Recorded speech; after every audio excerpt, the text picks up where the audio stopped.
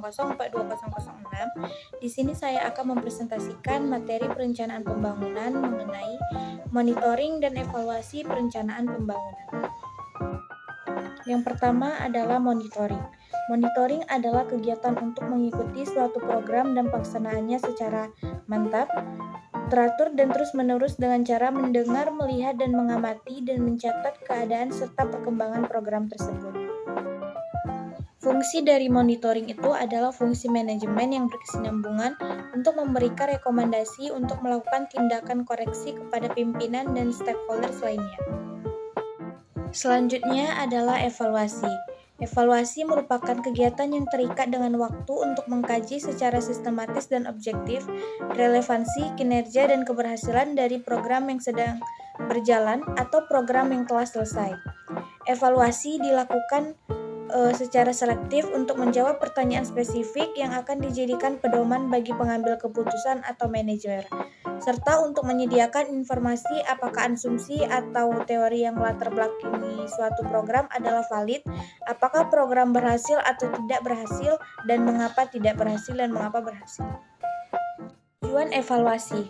Evaluasi biasanya bertujuan untuk memastikan atau menilai apakah suatu program itu relevan, dirancang dengan baik, efisien, efektif, memberi dampak positif, dan dapat berkesinambungan atau sustain, atau bahkan dikembangkan.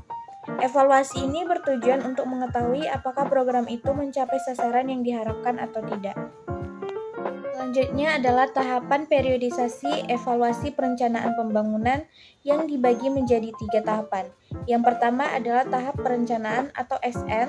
Tahapan ini dilakukan sebelum ditetapkannya rencana pembangunan.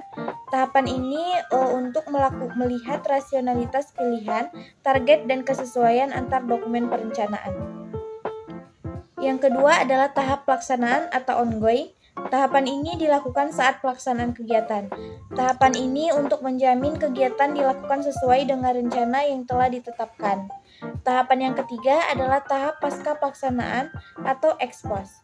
Tahapan dilaksanakan setelah pelaksanaan rencana berakhir, yang bertujuan untuk menilai pencapaian program, mampu mengatasi masalah pembangunan yang ingin dipecahkan, serta untuk menilai efisiensi, efektivitas, dan dampak terhadap sasaran ataupun manfaat dari suatu program.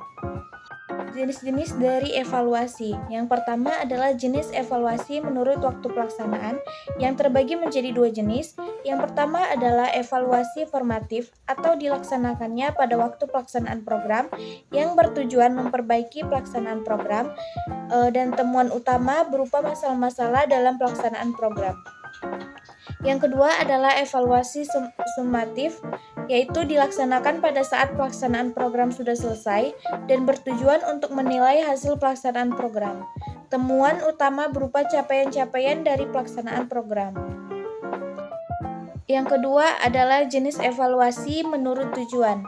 Yang pertama adalah evaluasi proses, yang mengkaji bagaimana program berjalan dengan fokus pada masalah penyampaian pelayanan atau service delivery.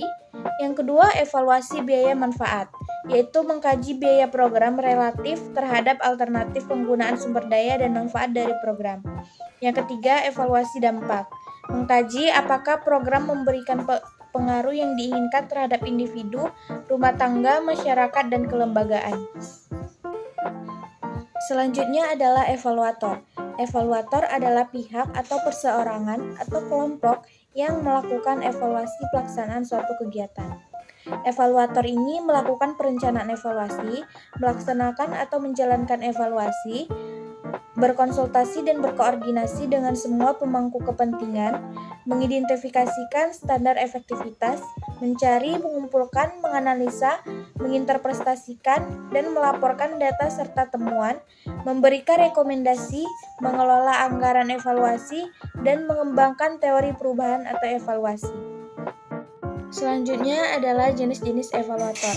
Jenis evaluator terbagi menjadi 4. Yang pertama adalah evaluator internal.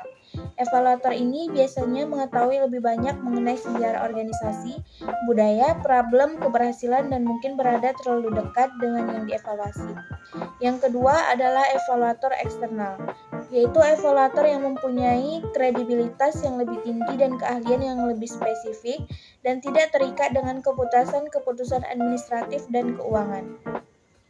Yang ketiga adalah evaluator independen, yaitu evaluator yang terbebas dari pengaruh apapun, tidak fokus dan tidak politis. Yang keempat adalah evaluator partisipatif, yaitu evaluator bertindak sebagai fasilitator dan instruktur, tidak ada subordinasi antara atasan dan bawahan. Sekian yang dapat saya presentasikan. Maaf jika ada salah kata. Wabillahi taufiq walhidayah. Wassalamualaikum warahmatullahi wabarakatuh.